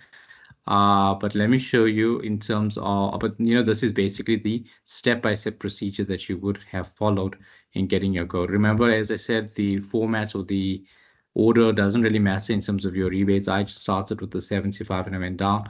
Even in terms of the way you do your formula here, as long as your formula makes sense, it's fine. So you can rearrange this whichever way you want. It doesn't really make a difference as long as it makes logical sense.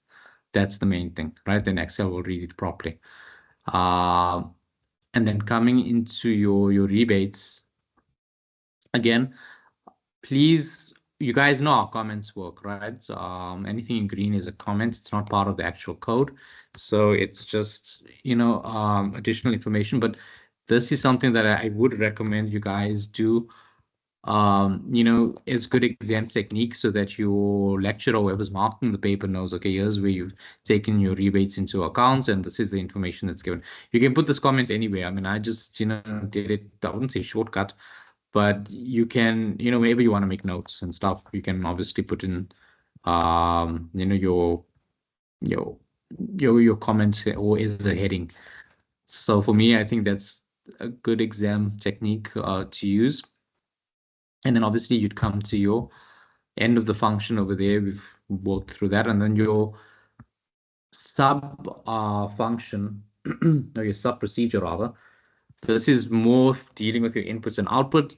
So you can start with the message box. That's not a problem. The formatting, this is obviously just a number and the decimals that I've selected. But again, you need, because the question wasn't specific on that. They never gave me any parameters or restrictions in terms of that. So I'm using what normally gets done in practice with 2 decimal places and it being in numbers and obviously in a rand format. And calculating your tax. Obviously, you taking into account your 2 input variables, which need to be your salary and the age. And then, well, the rest of the code should make sense at this point, right? So, Zintle, you have a question. Okay, so as you were going through this thing, I was doing it with you. So now I only have one error on the last, the second last step that we did, where you said text or something equals calculate tax, open brackets, salary, comma, age. So I'm getting an error on that one that says the sub or the function is not defined. But I have the function that says calculate tax equals to the payable tax payable function that I had to use when we were doing the formulas. The first formula part. Okay, it's not pulling something from there. Just check if your terminology, like where you said tax payable, is exactly the same. Because if you have something, phrased differently, then it's not going to be, because this, you have this line over there, right? That says calculate tax is equal to tax. Yes, I do. And it's written exactly the same way. Oh, I think there's a T. Let me see. Just check, because if it's not, then it's not gonna read it. It's actually the same.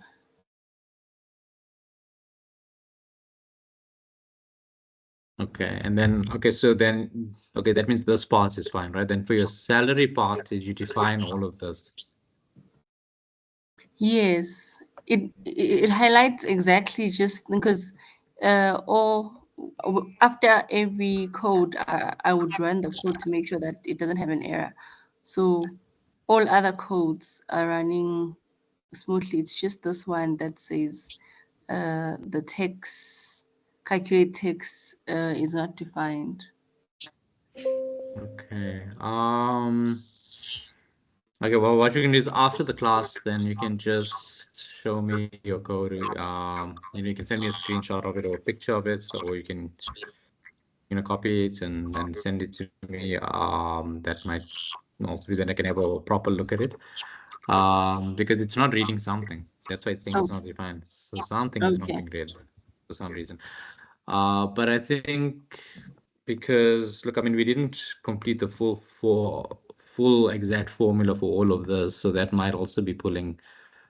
It might have something to do with it, because remember, we've only gone up to the first brackets. Although I don't think that should be the issue, though. No, I don't think it's the issue Yeah. because even after we did the button for salary, All of the other stuff works. the input, yeah, until the input, every code has been running. Okay. Yeah, then it's not pulling something. So okay, if it's pulling this, calculates X path, and the error is somewhere here. That's the only thing that I can think of. Otherwise, just deletes it and then just re-enter it again. Retry, okay. Yeah, because that could be maybe just in terms of your spacing or something like that. Because actually it's a weird one, because this is the only one that is actually pulling from anything there, really, apart from this one. Okay. Okay, so you can then just send me that, and then yeah. So what I'm going to do, so that will be the code. Okay, and you run it, and that's working, right? To add the button, I think you guys, know that that's simple enough. So to run your macro, you can either go onto your macro and run macro, but obviously that's not the most practical way of doing it. So on your developer tab, you just go to insert and insert a button. You're going to get this plus sign thingy, but you don't have to draw the button. You just need to select the sheet on which it needs to be, pulling your information. Basically, that's the main thing. That's the purpose of this. So you've got that, and then you just select your macro over there.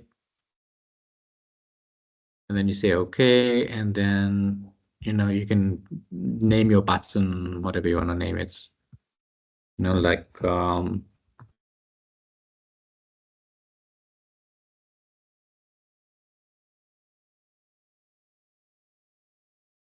calculate, something like that, right?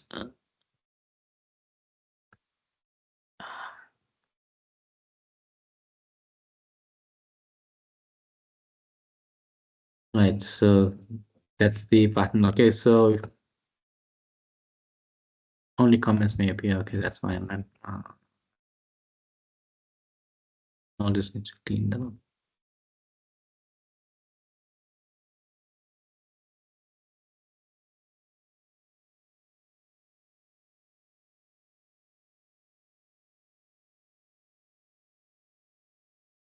And then we can just go to the sheet.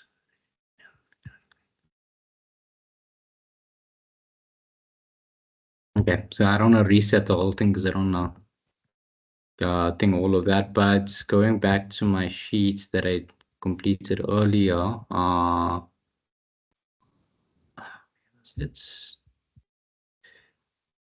my macro enabled sheets over there.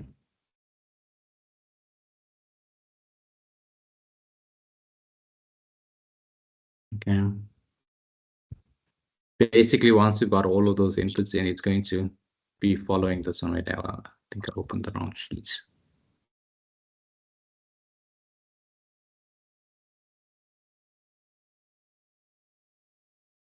this one.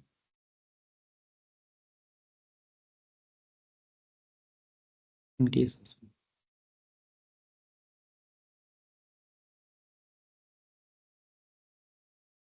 Okay.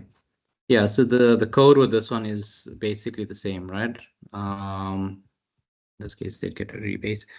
Let me open my right. So that's how that whole thing is running. This is my code that I've got for this one. Close this. Okay. Yeah. So that's how I completed that assessment. So as you can see, all of the stuff there, same.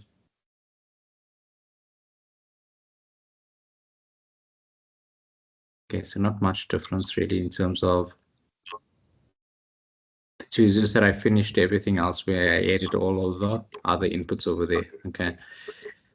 But then I think you guys get the hang of what your code is going to basically be looking like, and then you would have your button, you'd name your button, whatever you want to name it, calculates, and then you're going to have your inputs. You'll say, you know,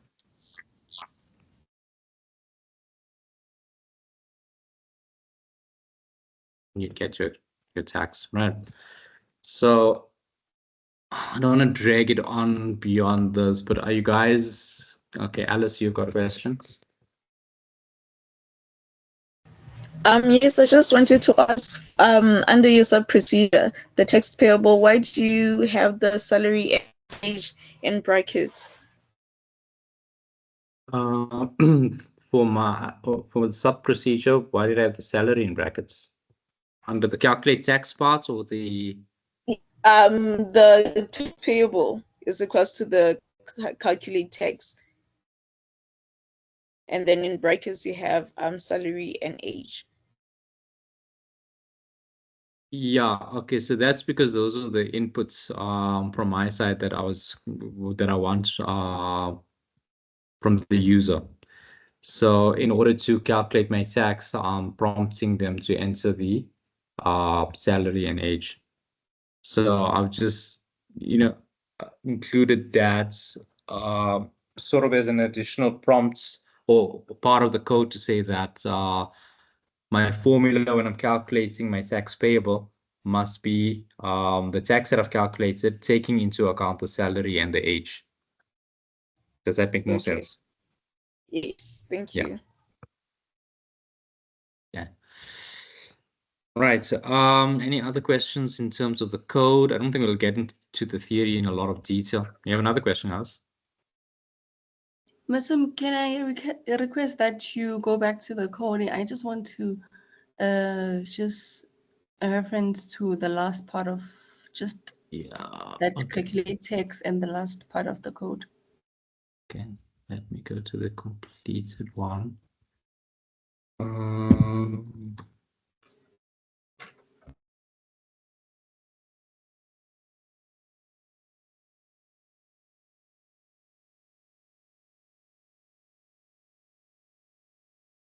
This one. This is.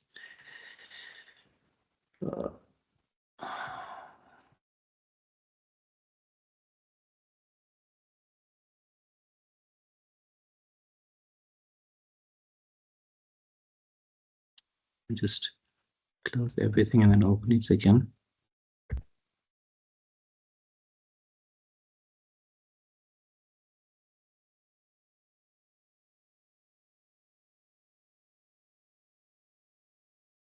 Okay,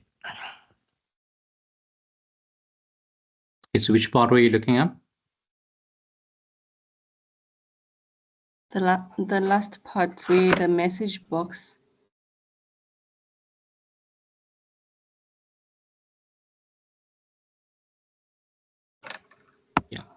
So these are display options that I've chosen. You guys obviously would. Okay, so I think the rand value would be the main thing, right?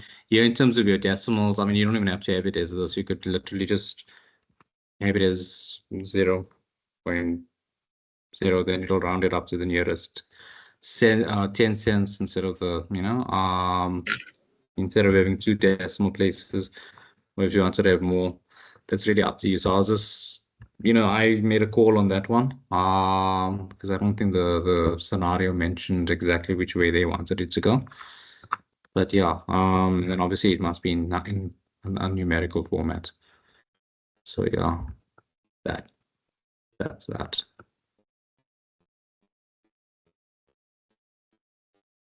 So on the coding part, are there any questions that you guys have?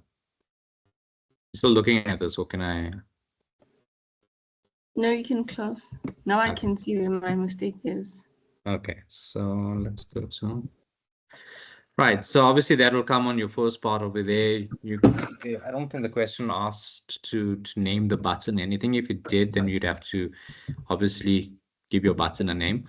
But yeah, that's basically how your first pass would go, right? And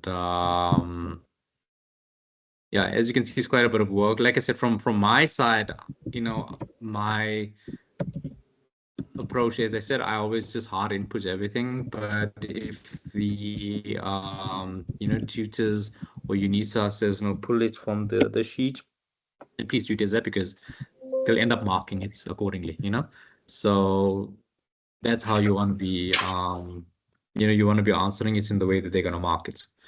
So that's my advice.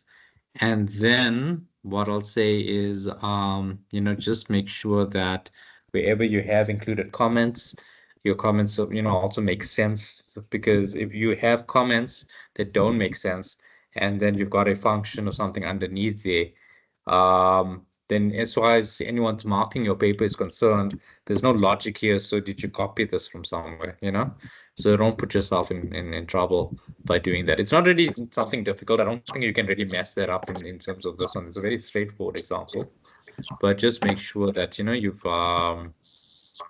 you've checked everything, so that it's not just a mere copy and paste kind of an exercise. Apply your mind, even in the way that I've done certain things.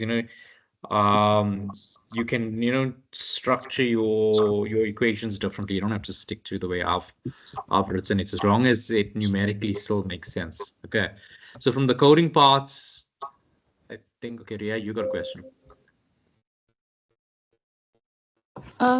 So when I click on the button on my Excel spreadsheet, it pulls up to go back to my coding, and it's highlighted in yellow. The how can I say, we just for that section at the bottom, the heading that we have above the dim salary as double, that line is highlighted above that.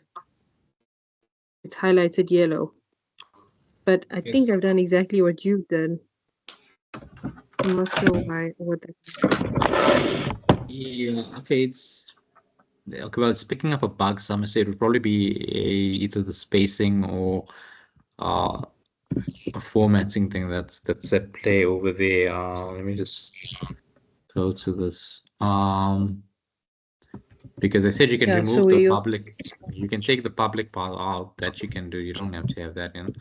So just remove that. It was highlighted before that, and I took the public out, and it's still doing that.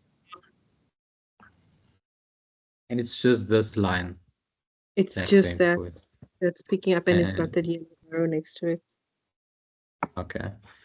Okay, well, send me a picture of it, and then I'll have a more detailed look at it tomorrow then, right? Just so that I can see. Must we send it on WhatsApp or this chat or? No, you can send it on WhatsApp. That might be good enough. Then I can look at it. Yeah. Okay. Thank you. And then I think, was it someone else sent the evidence and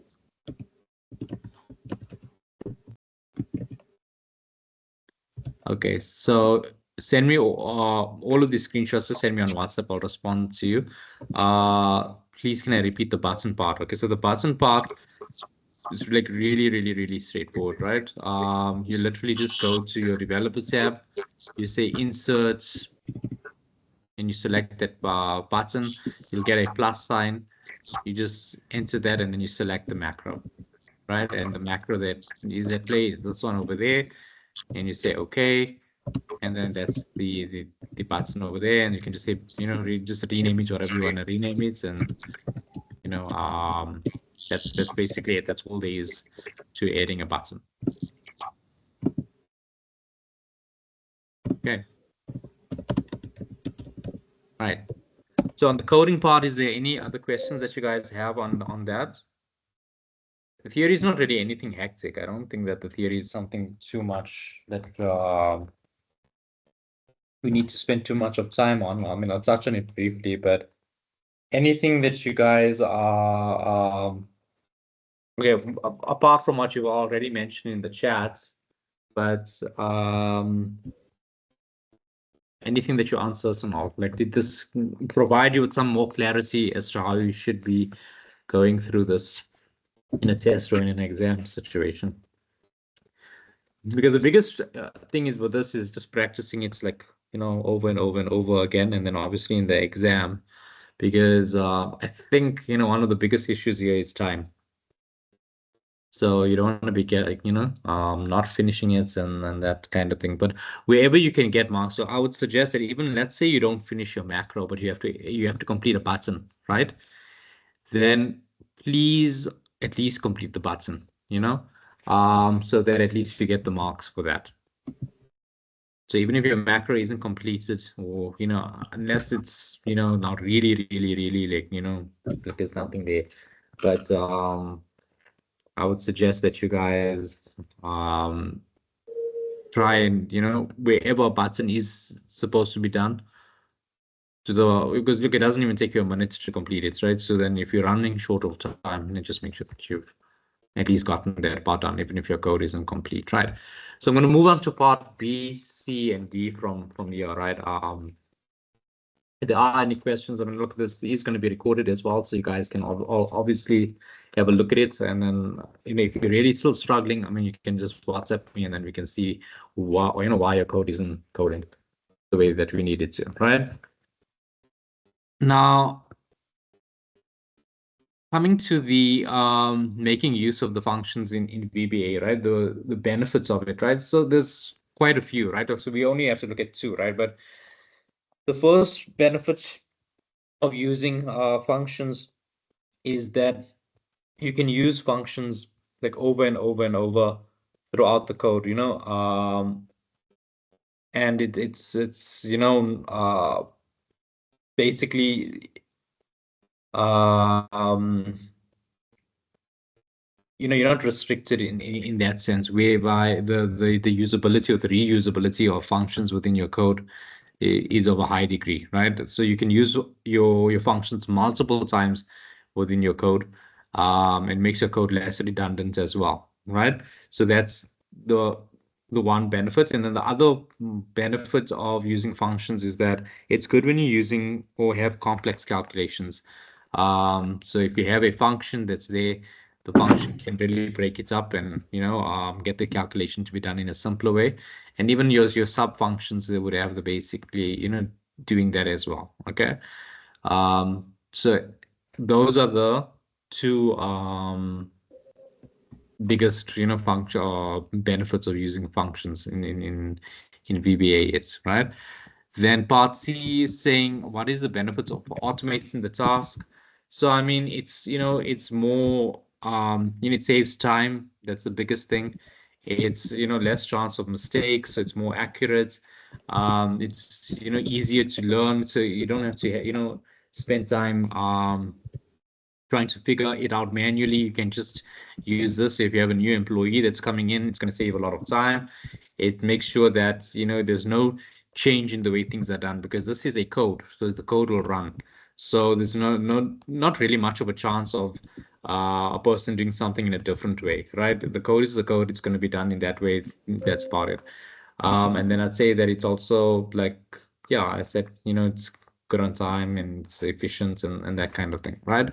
And then the last part is looking at the potential risks that can arise when you're using coding. So obviously the biggest thing is that, number one, there might be a, you know, like an issue in terms of, you know, getting the code wrong. So if you make a mistake with your code, obviously whatever whatever runs through that code will also then be wrong. So you have to make sure that your code is accurate. There might be, you know, a security risk to you, because obviously, like when you have a code, there is a chance, there's every chance actually, that, you can have malicious code included in it. So that's, why you need to be very, very careful when you're using that. It might not be compatible with your device or your particular thing. So for example, let's say you only have Office 365, you don't have a desktop version, you can't really use your macros. And then obviously, another thing is that you need to,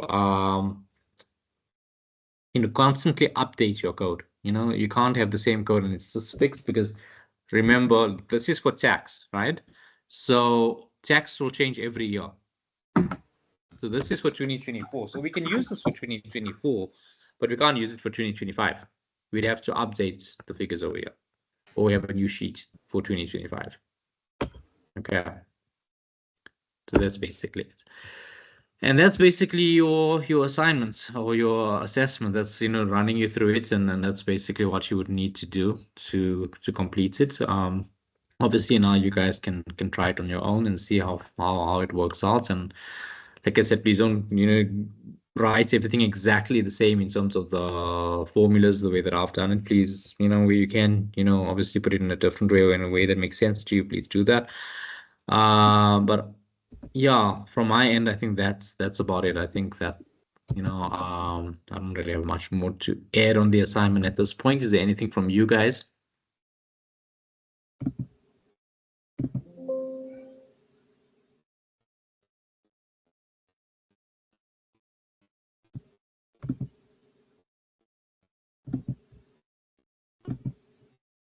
Okay, so then if there isn't anything else, then okay, I can actually stop recording at this point. Then otherwise the file will take forever to